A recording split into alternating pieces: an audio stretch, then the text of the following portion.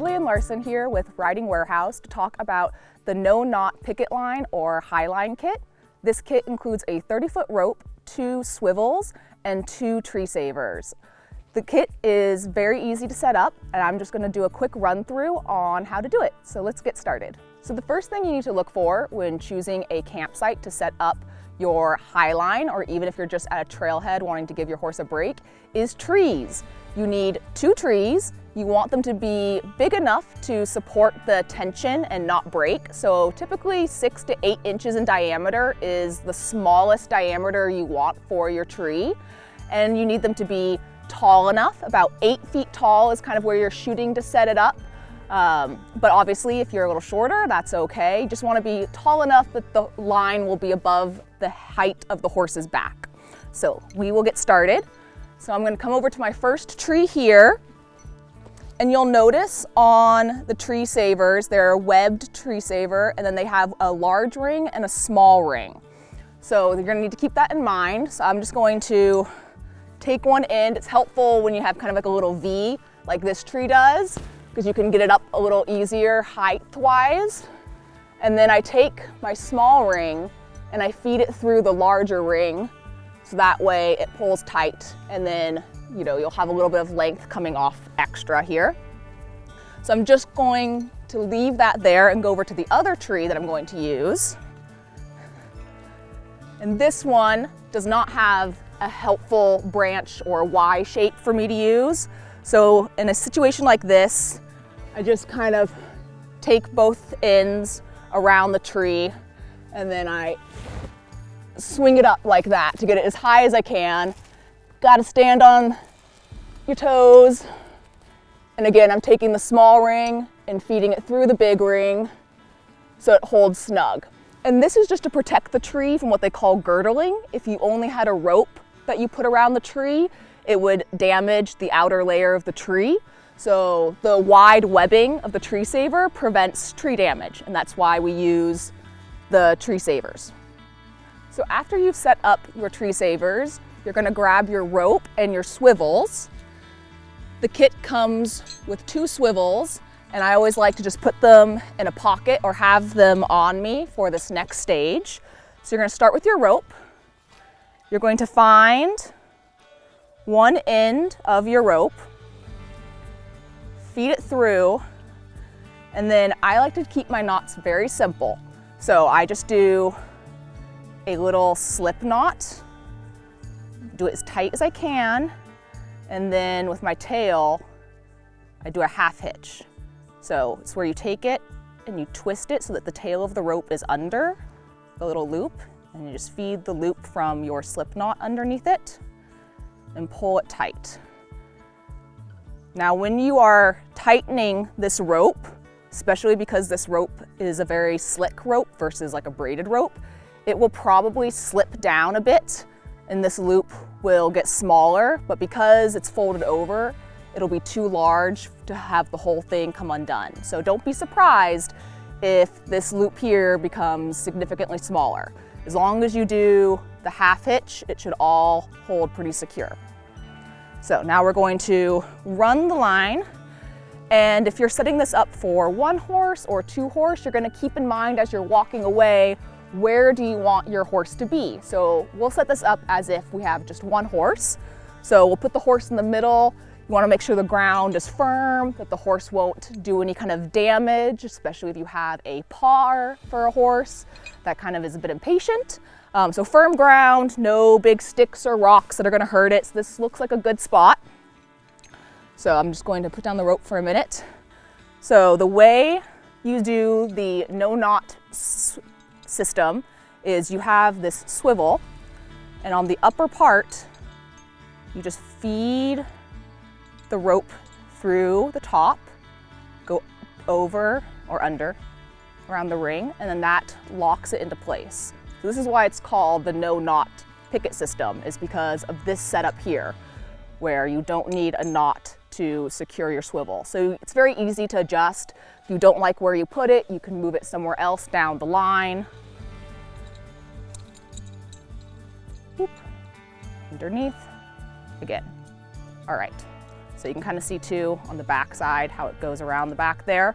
And then the swivel itself turns, so your horse, when it's tied to this, it can very easily turn around in circles and not get the rope all twisted. So now we're gonna just grab the rest of our rope and continue down the line.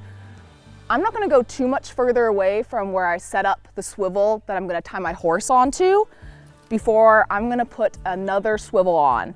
And I just have a lot of slack in my rope, so I don't have to get super close to the second tree over here. But I like to put in a second swivel, even if I just have one horse on the high line, because this second swivel is gonna allow me to set up a pulley system that will enable me to get this whole rope very, very tight and secure. So when the horse is pulling on the high line overnight, there isn't too much slack that happens. So I'm gonna show you now that step. So you come over to your second tree saver, and you pull all of your slack rope through the second ring. And now, to set up this pulley system, you come back to our swivel. You go through the top portion. So where the rope is kind of running through, you go through that top portion, not through the swivel ring, but just this top portion. Just gonna pull it a little bit tight. Come back over to your tree saver. And depending on how much rope you have, you might just do that one pass. If you have a lot of extra rope, you might do a second pass. I might be able to do a second pass, but we're just gonna pull some slack out first.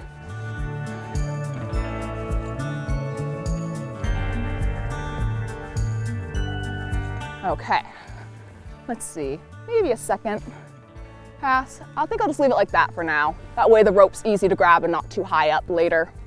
So now, to tie this end of your rope off, you're just gonna do a very simple slip knot, just like what we did at the first end. We just do that, pull it tight. That's all there is to it. Now, at the other end of the start point of our high line, I did a little slip knot over this, a little half hitch over this, and that just really locked it in.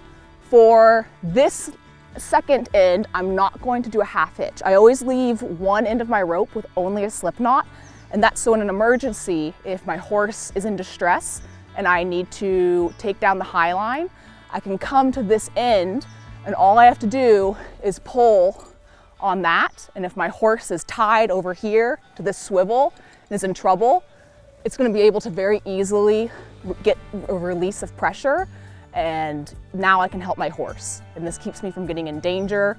If my horse needs me, I go to the end of the high line, pull that rope, it brings down the high line, I help my horse.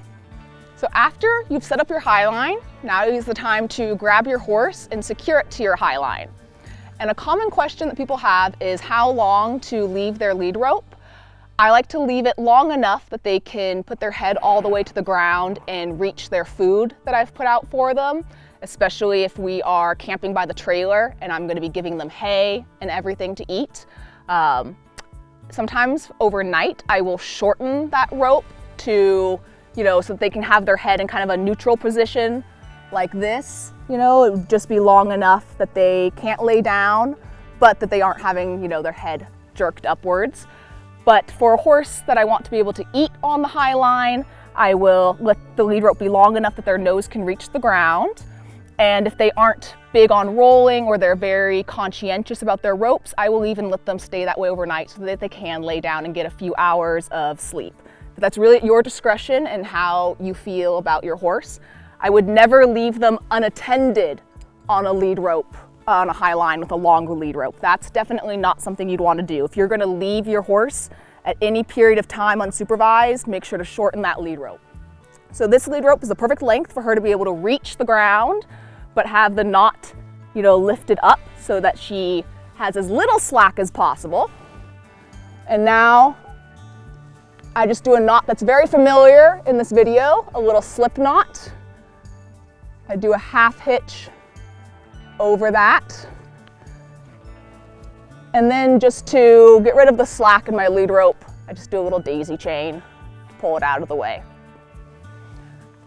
So now she's ready to enjoy her food, maybe spend the night as long as I'm nearby to keep an eye on her if she needs me. And again, the quick thing to keep in mind when setting up your horse is the 8-foot rule, is what I like to call it. I try to keep my high line 8 feet off the ground, if possible. Sometimes it's a little tall for us short people. I like to keep the horse at least 8 feet away from the base of the tree to keep them from damaging the roots. And then I like to secure my horses at least 8 feet away from each other if I have multiple horses on the same high line. That just keeps them from being able to get their lead ropes tangled among each other. If your horses are not friends, you might need a greater distance than 8 feet, but 8 feet would be the minimum distance that I would have between two horses. So thank you for watching. You can find the Highline kit available online at ridingwarehouse.com.